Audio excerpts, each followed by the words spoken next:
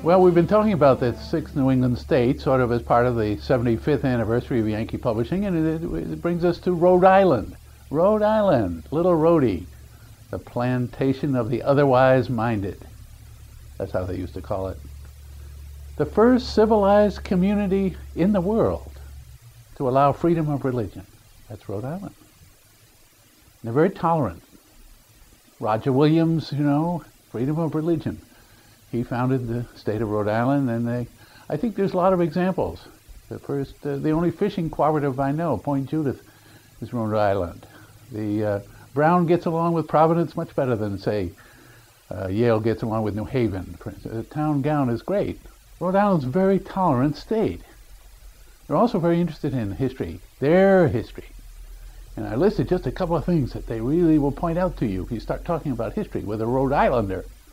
For instance, they'll say they're first to renounce allegiance to Britain, the first to fire a cannon at a British vessel, First Baptist Church, Providence, first Jewish synagogue in America, Newport, first cotton mill in Pawtucket, first lighthouse, first spinning jenny. I mean, on and on. A lot of firsts in Rhode Island.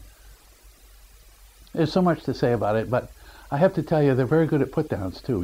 Put-downs, like a final statement that kind of ends the conversation. I've got to give you this one. It was a wrongful death case in Providence, Rhode Island, and one of the witnesses was a Rhode Islander named Dr. Benjamin Shea. I'll give you the absolute, what they said.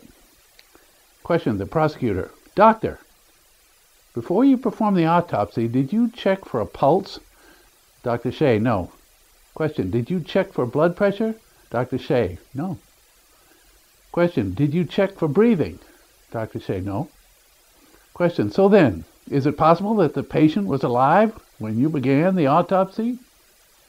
Dr. Shea, no. Question, how can you be so sure, doctor? Answer, well, because his brain was sitting on my desk in a jar. That's not the put down yet. Question, but could the patient have still been alive nevertheless? Dr. Shea, it is possible they could have been alive and practicing law somewhere. Yes, I love it. So people ask me, well, how big is Rhode Island? Well, I'd say it's about the size of the state of Rhode Island.